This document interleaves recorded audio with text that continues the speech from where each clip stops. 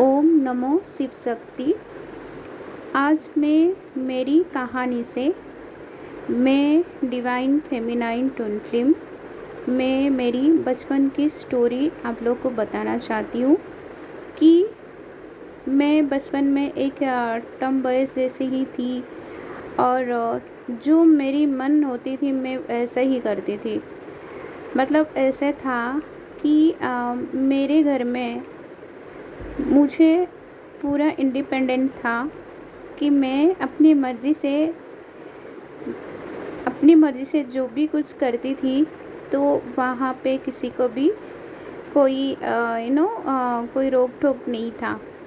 जैसे कि बचपन में मैं कभी पेड़ पे चढ़ती थी, कभी जामुन तोड़ती थी, कभी इमली तोड़ती थी, कभी कैरी तोड़ती थी। कभी मेरे पापा की बिजनेस मामा की गांव में होने की वजह से मैं मेरी नानी की ज़्यादा करीब थी, ज़्यादा क्लोज़ थी और मेरी दादी से इतना मैं क्लोज़ नहीं थी जितना मेरे नानी से क्लोज़ थी। तो घर में सारे बच्चों में बड़े होने की वजह से मामा के घर में भी मैं बड़ी थी, मासी के घर में भी बड़ी थी और पापा के घर में भी बड़ी थी, तो सबकी प्यार मुझे मिलता था। और गांव में जब मेरी मम्मी बोलती थी कि छोटी थी तब सब लोग मुझे गांव में अपने घर में ही लेके चले जाते थे। तो मेरी मम्मी के पास बहुत कम टाइम में रहती थी, लेकिन मैक्सिमम तो मैं हमारा जो नेबर्स वगैरह गांव में रहते हैं सब लोग उनके पास में ही मुझे लेके रखते थे। और ऐसे ही मेरी आदत था कि मेरी जो कज़न मामा थे, उनकी लड़की थे, मेरे मासी की लड़की थी, सब लोग मेरे से बड़े थे बट उनके साथ में मैं खेलती थी और वो लोग मुझे साथ में लेके जाते थे और सबकी मुझे बहुत प्यार मिलती थी। और ऐसे होता था कि जैसे बारिश होती थी गांव में, तो हमारे गांव की ऐसे कुछ मतलब छोटी सी बारिश जैसे होती थी, छोटा सा किनारा जैसे बन जाता था और उसमें पानी में सब मछली चलते थे। तो जैसे बड़े बड़े बच्चे लोग जाके मछली पकड़ते थे, तो मैं भी बारिश में उन लोगों के साथ में भीग के मछली जाके पकड़ने की कोशिश करती थी। और ऐसे तो होता था हमारे घर में तालाब में, जैसे थोड़े थोड़े पानी बारिश होना शुरू होता था, वो तालाब की जो मच्छी है वो मतलब ज़मीन के ऊपर आ जाते थे और वो चलते थे ज़मीन में। और मुझे ऐसे मस्ती करती थी कि मैं उनको पकड़ने के लिए उनके पीछे पीछे जाती थी। तो ये सारी चीज़ें होती थी। फिर मुझे नहीं पता कि ऑटोमेटिक मैं बचपन से कैसे स्पिरिचुअलिटी में गई हूँ। तो मुझे जैसे याद है कि सेकेंड थर्ड स्टैंडर्ड में मैं खुद प्लांटिंग बहुत करती थी, बहुत सारे पेड़ पौधे लगाती थी। मुझे जो भी फूल पसंद है वही फूल लेके मैं अपनी छोटा सा गार्डन बनाई थी, जहाँ पे मैंने सारे फूल लगाती थी। सेबती का फूल, जैसे शेफाली का फूल, रात रानी, तो ऐसे सारे जस्मीन, ये सारे फूल के मैंने पौधे लगाती थी। और हर संडे को मैंने जास्मीन की फूल तोड़ती थी और उसमें माला बनाती थी और फिर मैं अपनी जो दुर्गा माता ब्रह्मणी माँ, उनको मैं चढ़ाने जाती थी। और वहाँ पे जस्ट उस माता के मंदिर को लगा के, हमारे शिव जी की ही, महादेव की ही मंदिर ही था गांव में, तो वहाँ पे मैं अपने घर में बेल की बहुत बड़ा पेड़ था और छोटे छोटे पेड़ जहाँ मुझे मेरे हाथ में आ सकते हैं, मुझे बेलपत्ता तोड़ने के लिए मैं 108 बेलपत्ता तोड़ती थी और उसको लेके जाती थी पूजा के लिए। और वहाँ मंदिर में जो हमारे पंडित जी रहते थे, तो हमारा मंदिर के आसपास में जो हमारा तालाब था, तो वहाँ पे ऐसे मिट्टी के मटके था और वो मटके में पानी भर के फिर शिव जी को अभिषेक कराते थे। तो मैं उतनी छोटी थी, तो मुझे किसी ने कभी बोला भी नहीं है कि ये सारी चीज़ें क्यों करना है। और वो मटकी में मैं हमेशा ऐसे करती थी कि मैं 7 मटके पानी लेके जाती थी और फिर पंडित जी को बोलती थी मंत्र स्टार्टिंग करो, क्योंकि मतलब मुझे मंत्र नहीं आता था कुछ भी। और फिर उससे मैंने पानी चढ़ा के फिर मैं बेलपता से फिर उनको अभिषेक कराती थी और फिर जब अभिषेक के बाद में जो मंदिर की पानी जो बाहर निकलता था, वहाँ मैं एक बटल लेके खड़ी रहती थी कि उसकी पानी वो बटल में मैं भरती थी, और वहाँ से जो भी अक्षत मतलब चावल आता था और बेलपत्र निकलता था उसको मैं खाती थी। और कितने बार तो ऐसे हुआ कि मंदिर की जहाँ पे भगवान की चरणामृत आता था, मतलब पादों को बोलते हैं ना, उनको लेके हम पीते हैं, तो उस पानी के अंदर मैं कितने बार, वो मुझे नहीं पता कि मैं क्यों खड़ी हो जाती थी। ऐसे तो हुआ कि एक बार वो कुंडी में इतने सारे पानी भर गया था, मैंने उस पानी में आधा तक भी डूब गई, उस मतलब भगवान की वो चरणामृत में। तो वो अमृत जो बोलते हैं कि हम उसे पादु को भी बोलते हैं, उसके लेके कोई भी मतलब उनको उपवास तोड़ने के लिए पहले ही उसको खाते हैं, और मैं उसे पानी बॉटल और बेलपत्ता वो भर के घर पे भी लेके आती थी। और मुझे ऐसा लगता था कि जैसे बहुत ज़्यादा ही भीड़ होता था तो मेरे को अच्छा नहीं लगता था कि उस टाइम में मैं मंदिर जाऊँ। मुझे ऐसा लगता था कि एकदम शांत हो, कोई ज़्यादा ना रहो, तो उस टाइम में जाऊँ, मैं माता को देखूँ, भगवान को देखूँ, उनसे बात करूँ। तो मुझे ये सारी चीज़ें बचपन से ही इस सारी चीज़ें की लगाव होती थी। कहीं पे अगर सपोज़ मेरी नाना थे, जो मेरी कज़न नाना के ही उनके भाई थे, तो वो बहुत सारे स्टोरी लिखते थे, थिएटर की स्टोरी लिखते थे, और वो मुझे कहानी बताते थे, फिर भगवान की कहानी भी सुनाते थे। तो मैं हमेशा उनके पास में जाके बैठी रहती थी ये सारी चीज़ें सुनने के लिए। और गांव में कहीं पे भी अगर भजन कीर्तन होता था तो मुझे वहाँ पे ज़्यादा इंटरेस्ट था कि मैं जाके वहाँ पे सुनूं। तो मेरे नानी को बोलती थी कि मेरे साथ में लेके चलो, और फिर मैं नानी के साथ में जाती थी। ऐसे होते होते कि मतलब फिफ्थ स्टैंडर्ड तक जो है पूरा टाइमिंग जो है मस्ती मज़ाक, कभी बोलते हैं ना कोई रोक टोक नहीं। और अगर सपोज़ मेरी छोटी भाई बहन को किसी ने कुछ बोला, उनके साथ में झगड़ा करो जाके, मतलब ऐसे था कि बोलते हैं ना वन टाइप ऑफ दादागिरी, उस टाइप में मेरी चलती थी वहाँ पे। और ऐसे था तो मेरे खाना खाने का भी कुछ मतलब समथिंग डिफरेंट था कि घर में जो भी पहले खाना खाएंगे, मैं पहले उनके साथ में बैठ के खाऊंगी। जैसे मेरे नाना हो गए, उनके साथ में थोड़ा खाऊंगी, फिर मैं नानी के साथ में खाऊंगी, फिर पापा के साथ में खाऊंगी, और फिर मेरे मौसा आएंगे तो उनके साथ में खाऊंगी, मामा आए तो उनके साथ में खाऊंगी। पता नहीं खाने की मुझे बहुत शौकीन था, और मेरी सबसे ज़्यादा फेवरेट था कि राइस में घी मिक्स करो और आलू के भरते और मूंग दाल, ये बहुत फेवरेट था मेरी। तो और कोई भी छोटे छोटे चीज़ें मुझे पसंद नहीं आती थी। थोड़ा सा अगर दिएंगे तो मैं मतलब गुस्से होके बैठ जाती थी कि नहीं, मुझे तो इतना थोड़ा ही नहीं चाहिए, मुझे बहुत ज़्यादा ही चाहिए। तो ये सारे आदतें उस टाइम में था। लेकिन भगवान के लिए जो स्पिरिचुअलिटी में जो मेरी जो दिखाई देता था, तो ये मेरी बचपन से ही थी।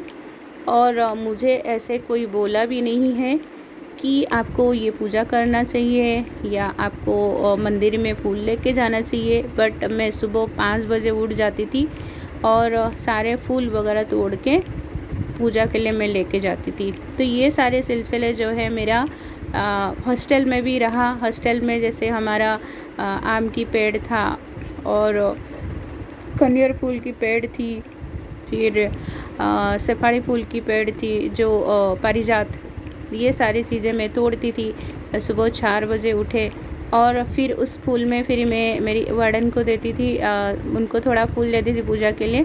बाकी सारे फूल लेके आती थी मैं अपनी रूम में पूजा के लिए। और हर मंडे को मेरा फास्ट रहता था। लेकिन ऐसे कोई एम नहीं था मैं फ़ास्ट किस लिए कर रही हूँ। मैं हमेशा रखती थी मंडे के फास्ट, और मुझे ऐसा लगता था कि अच्छा लगता था पूजा करना, फास्टिंग करना, बस यही रिचुअल मैं फॉलो करती रहती थी। 5th स्टैंडर्ड तक तो मेरी ये सारे चीज़ें ऐसे नटखटे वाली चीज़ें रही। कभी बच्चों के साथ में कभी हमारा इमली की पेड़ था और फिर ऑरेंज की पेड़ था, तो नारियल की पेड़ था हमारे घर में, सारे फ्रूट्स के पेड़ थे, पाइनएप्पल के पेड़ था। कभी कभी मेरे नाना मतलब वो डांटते थे मुझे कि मेरे सारे बच्चे को एक साथ में लेके सारे ऑरेंज तोड़ती थी, या 50-20 ऑरेंज तोड़ लेते थे और फिर हम उसको मिर्ची नमक डाल के सब लोग बैठ के खाने के लिए शुरू हो जाते थे। और फिर मेरे नाना जब भी देखते थे कि ये तो मस्ती कर रही है, फिर वो एक लाठी लेके पीछे पीछे भागते थे, तो मैं उनसे भाग जाती थी। कुछ नहीं कर पाते थे, मुझे पकड़ नहीं पाते थे वो चीज़ें। और फिर ऐसे भी हुआ कि 7th स्टैंडर्ड में एक मतलब ऐसे हमारा कंपटीशन था और वहाँ पे स्टोरी राइटिंग का कंपटीशन था, और मुझे पता नहीं मेरे मन में कैसे आया कि मैं भी स्टोरी राइटिंग करूँ, क्योंकि मुझे तभी कुछ राइटिंग के लिए भी मुझे कुछ कुछ थोड़ा बहुत अच्छा लगता था राइटिंग के लिए। और फिर मैंने उस कंपटीशन में पार्टिसिपेट की, और वो था पार्टिसिपेंट जो था वो डिस्ट्रिक्ट लेवल में पार्टिसिपेशन था, और वो स्टोरी राइटिंग में भी मैं फर्स्ट आ गई। तो इसकी एक क्वेश्चन था कि अंडा आगे कि मुर्गी आगे, तो मैंने उसको माइथोलॉजी और साइंस को लेके मैंने ऐसे स्टोरी लिखी थी जिसमें मैं फर्स्ट पोजीशन में आ गई। और जैसे 2nd स्टैंडर्ड में जैसे हमारे स्कूल में थिएटर होता है, तो मुझे पता नहीं कि जिस दिन अगर मुझे मन चाहे कि हाँ मुझे ये करना है, तो उस टाइम में भी वो चीज़ें मुझे ऑटोमेटिक आ जाता था। मतलब ऐसे था कि हमारे जो टीचर थे वो बोलते थे कि अभी भगवान कृष्णा के रोल्स कौन करने वाला है, तो उन्होंने मुझे सिलेक्ट किया। और फिर मेरी राधा जो है, मेरी एक फ्रेंड बनी मेरी राधा, और हम लोग ने उसमें तभी यही भगवान के कंस की ही मतलब उनको मारने की प्रोसेस, ये सारी चीज़ें ही था। तो मैं भगवान कृष्ण के रोल में ही आ गई।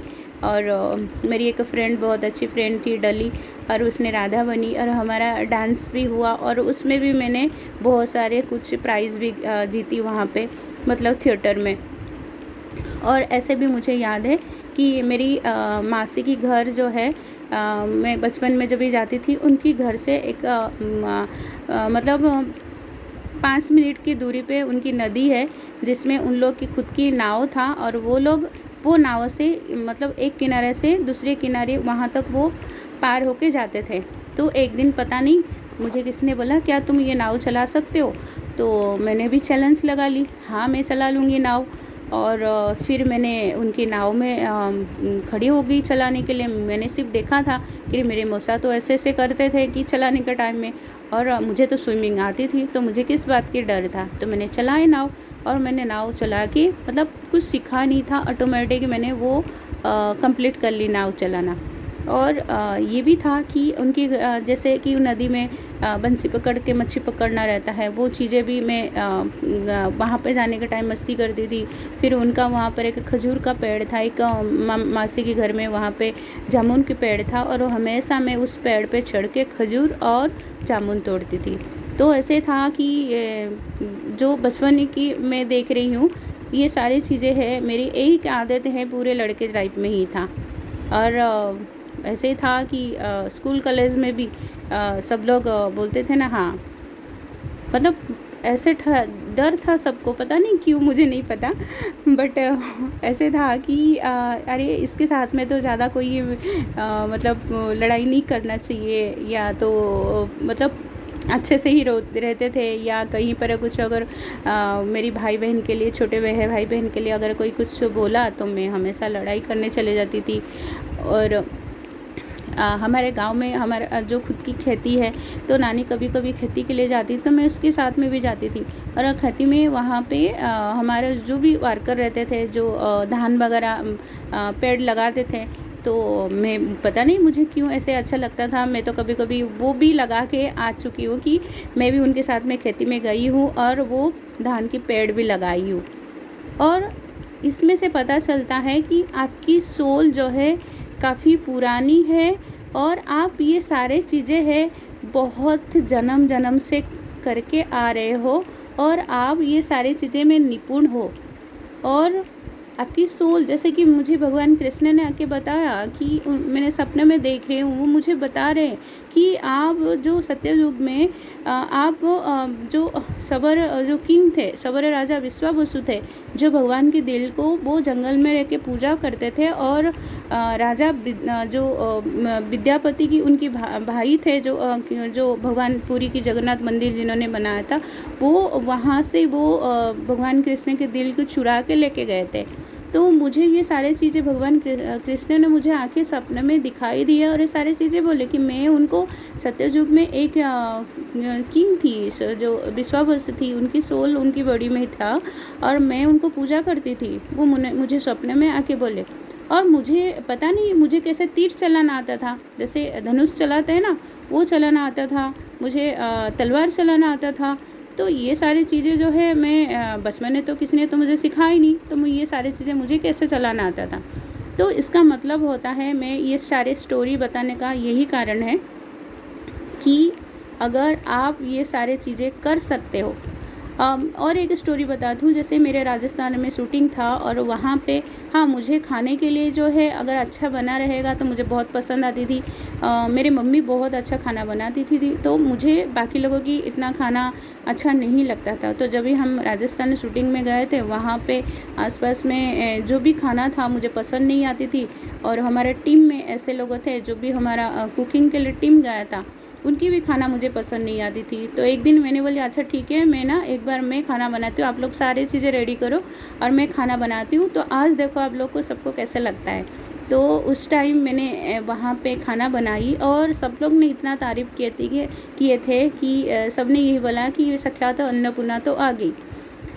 और उस दिन सब लोग ने बहुत अच्छे से खाना खाए।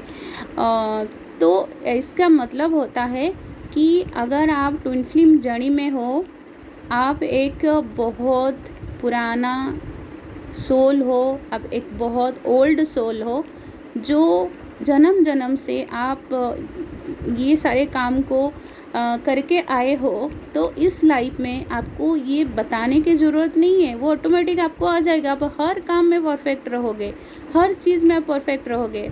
मैंने जब 7th स्टैंडर्ड में थी, तब मैंने जो स्वामी विवेकानंद ने जो डिबेट उन्होंने अमेरिका के शिकागो में जो डिबेट दिए थे, उस डिबेट को भी मैंने 1 मिनट में ही कंप्लीट की थी, और उसमें भी मुझे प्राइज़ मिला। मतलब ऐसे था कि 1 मिनट में ही उस डिबेट को कंप्लीट करना है, या तो उससे ज़्यादा से ज़्यादा मतलब कम में ही वो डिबेट को कंप्लीट करना होता है। ये तो स्टोरी जो है आपको पता चल रहा है कि आप एक मतलब ओल्ड सोल हो, आप बहुत पहले से ही बार बार इस अर्थ में आ चुके हो, बार बार आपने जन्म ले चुके हो, बार बार आपने स्पिरिचुअलिटी में काम किए हो, तो भी जाके आपको इस जर्नी मिला है। सेम थिंग आपको और एक स्टोरी बताना चाहूँगी। जैसे कि मैंने रामकृष्ण मिशन हरिद्वार में थी, तो मेरा ऐसे हमेशा थिंकिंग था कि मैं कहीं पर भी अगर मैंने मेडिकल फील्ड में जॉब के लिए इंटरव्यू देती थी, तो मुझे हमेशा ना डिफ़िकल्ट काम मिलता था। या तो मुझे ऑपरेशन थिएटर में ही असिस्ट के लिए रखा जाता था, या तो स्पेशल वार्ड की ड्यूटी, या तो ICU, या तो NICU, यहाँ पे मेरी ड्यूटी लगती थी। तो रामकृष्ण मिशन में मैं जब ज्वाइन की, वहाँ पे मुझे स्पेशल वार्ड की ड्यूटी मिली, जहाँ पे वेरी मतलब स्पेशल लोग आते हैं।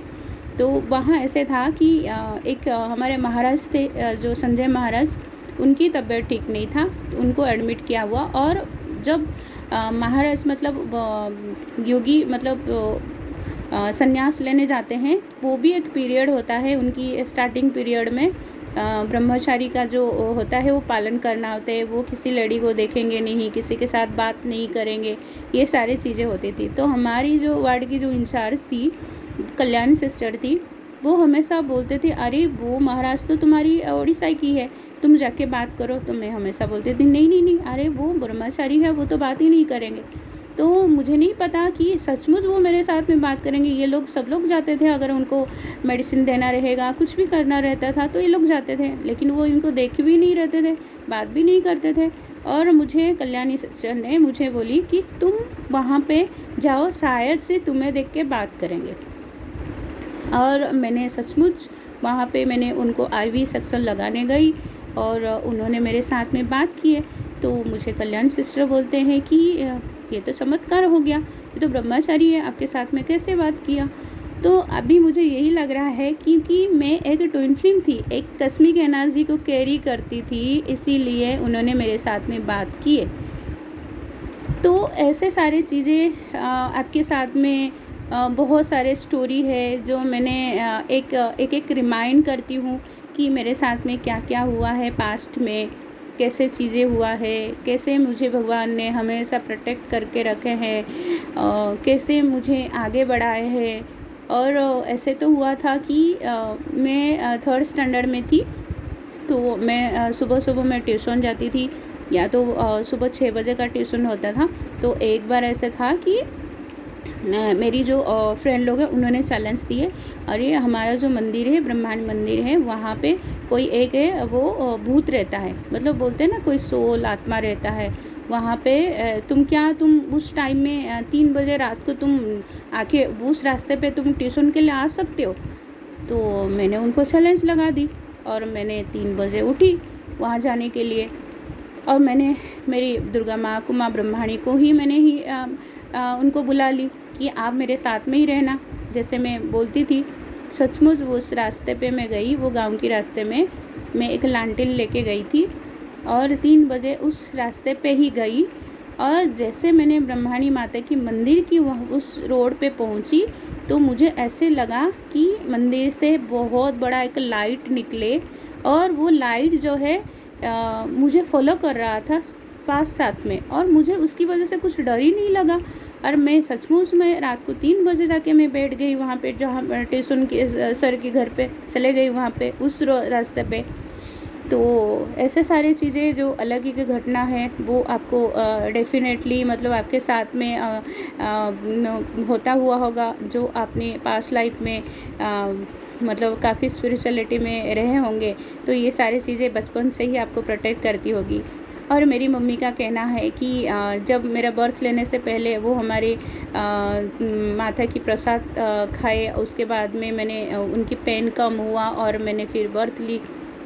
तो वो हमारा मंगला माता थे, और मंगला माता के पास में मेरे मम्मी पापा सब लोग ने मन्नत रखा था कि मेरा हेयर वहीं से ही वो लोग मुंडन करते हैं तो वहाँ करेंगे। तो 1 साल की हुई थी, तो मेरे जो ग्रैंडफादर थे वो भी तो पुलिस इंस्पेक्टर थे, और उनको सारे लोग डरते थे उस डिस्ट्रिक्ट में, क्योंकि क्रिमिनल्स भी बहुत डरते थे, वो अच्छा काम करते थे। तो मेरे मम्मी के कहना है कि पूरा स्टाफ जो है, मतलब मेरी ग्रैंडफादर के सब लोग आए थे मुंडन के फेस्टिवल में। और वहाँ पे मेरी मम्मी ने मेरी मतलब माथे पे एक रिबन से एक फूल बनाई थी। तो जब भी वो हमारा जो बार्बर रहता है कि वो मुंडन करने के लिए, तो वो लेके गए, तो मैं रो रही थी ज़ोर ज़ोर से कि मेरा फूल लेके जाएंगे ये लोग, नहीं देना है मुझे। तो तब से मेरे ना जो ग्रैंडफादर से मेरे दादा थे, तो वो मुझे फूल फूल बुलाते थे कि मैं रोती थी कि मेरा फूल नहीं लेके नहीं जाना है और मुझे देना ही नहीं है, मैं ऐसे चीज़ें बोलती थी। और मम्मी का कहना है कि मैं 8 मंथ में बात करना शुरू कर दी थी। और गांव में ऐसे था कि हम जैसे चांद की रात होती थी तो हम लोग लुका छुपी खेलते थे। तो जैसे मेरी पारी होती थी छुपने का, तो मैं ऐसे जगह छुप जाती थी, कोई मुझे मतलब ढूंढ नहीं पाते थे। तो मतलब ऐसा होता है ना, किसी को डरना नहीं, बचपन से इतना ब्रेव रहना, किसी से भी नहीं डरना। तो वो चीज़ें जो है लास्ट लाइफ में ही अगर आपने डर को निकाल दिए होंगे, अपने स्पिरिचुअलिटी में काम किए होंगे, आप यही सोचते होंगे कि आपने कुछ गलत नहीं किए हो, आप सच्चाई के रास्ते में हो, तो आपको किसी से नहीं डर लगेगा सिर्फ भगवान के अलावा। क्योंकि उनको तो वो तो परमेश्वर है, परम पिता है, उनको तो मानना, वो तो हमारे सब कुछ है। लेकिन इंसान के रूप में आप किसी से भी आप फेमिनाइन जो अगर मतलब उनकी हिम्मत इतना रहता है, वो किसी से डरेंगे भी नहीं। वो चीज़ें जो डेयरिंग वाली चीज़ें मुझे लगता है कि मैं अनबर्न ही मुझे मिली थी भगवान की कृपा से। वो चीज़ें हमेशा रहता था। और एक स्टोरी बोलूँगी कि हमारा जो तालाब था वहाँ पे एक इमली की पेड़ थी, और मैं 5 या 6 इयर्स की होंगी। वहाँ जैसे समर सीजन होती थी तो वो तालाब की पानी जो है कम हो जाती थी, और वो इमली की पेड़ के नीचे एक पंछी था, वो होल बनाया था और उसके अंदर हमेशा वो उसके अंदर जाता था।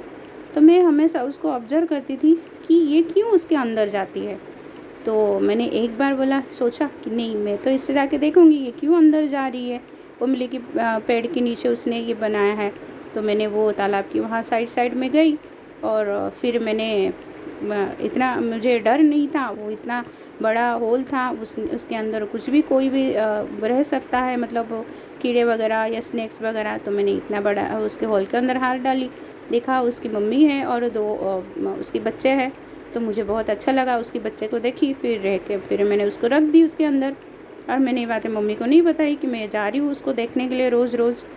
फिर मैं उनको वो बच्चे को रोज़ देखने जाती थी। तो एक दिन ऐसे हुआ कि उसको बच्चे को पता नहीं क्या हो गई थी, उसकी आँखें तो नहीं ओपन हुआ था। फिर वो बच्चे मतलब वो ज़िंदा नहीं हुए, और उनके ऊपर चिंटियाँ लग गए थे।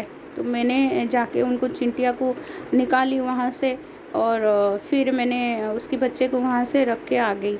तो मुझे बहुत दुःख हुआ कि वो बच्चे दोनों आँखें ओपन नहीं हुआ था, उनको चिंटी लग गए थे।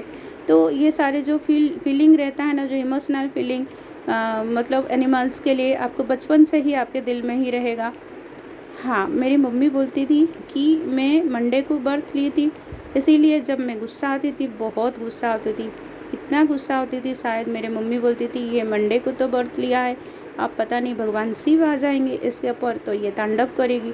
और सचमुच मुँह में तभी अगर कोई चीज़ें के लिए मैं जिद पकड़ ली या गुस्सा हो गई, तो फिर इतने जल्दी मैं शांत नहीं होती थी।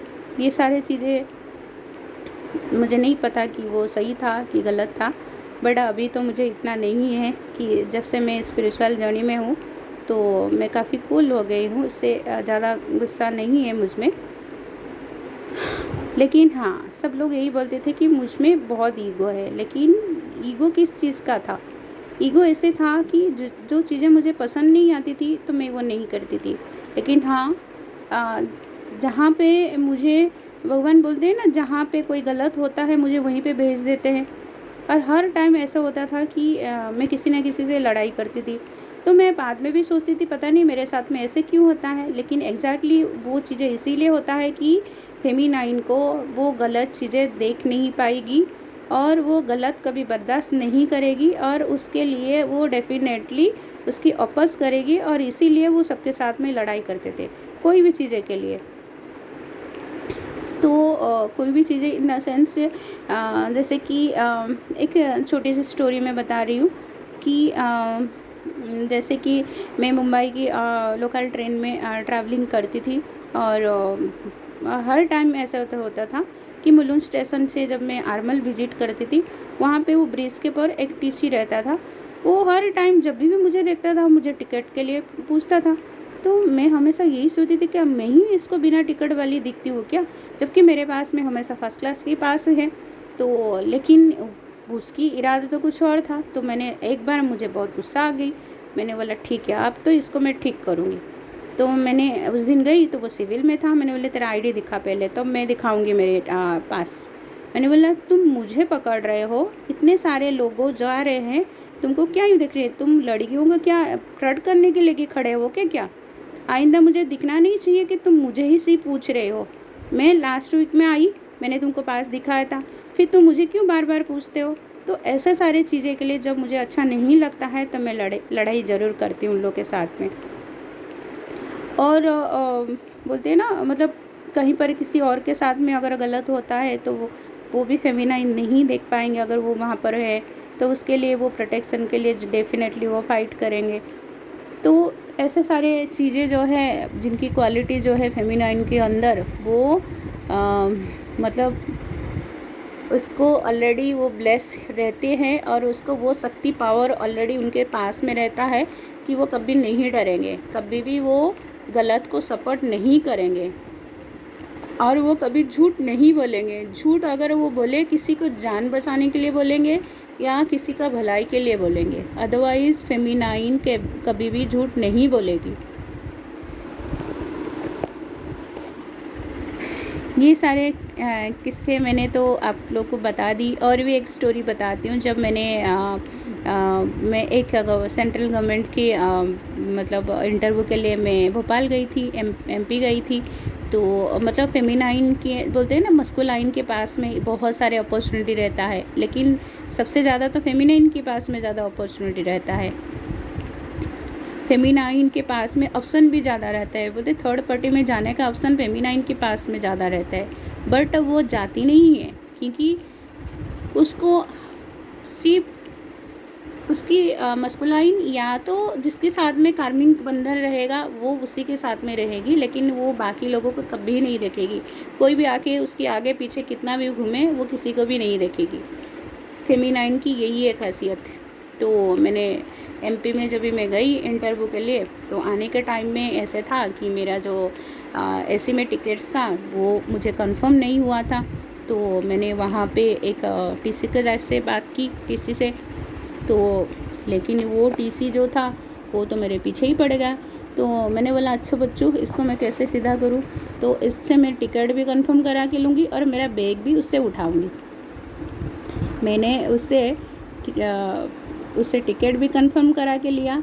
और वो जो बार बार आके उस दिन आगे पीछे घूम रहा था, मैंने बोली ठीक है, तुम मेरा बैग उठा के मेरे को यहाँ से बिठाओ वहाँ पे, फिर ना मैं तुम्हें बात करूँगी बाद में।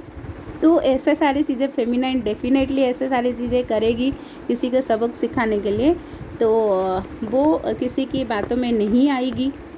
और ये भी होता था कि जब मैं इंटरनेट स्टोर में विज़िट के लिए जाती थी, तो बाकी अदर ब्रांड की ऐसे होता था कि वो लोग उनके ऑफिशियल में जाके बात करते थे, बट मेरा ऐसे आदत नहीं था। मैं अगर आई हूँ विज़िट के लिए, वो मैनेजर को यहीं पे आके बात करना होगा, मैं वहाँ पे नहीं जाऊँगी, मेरे ऐसे ही एटीट्यूड था।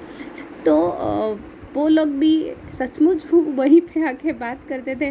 तो बाकी मेरी जो अदर फ्रेंड्स रहते थे, तो वो लोग बोलते थे पता नहीं हम लोग आते तो वो बुलाते आते ही नहीं है, लेकिन जब भी तुम आते हो, तुम बुलाते हो, बोलते हो कि तुमको यहाँ पे आके बात करना है, तो वो लोग आते ही बात करने के लिए, वो तुम्हारे बात कैसे मानते हैं?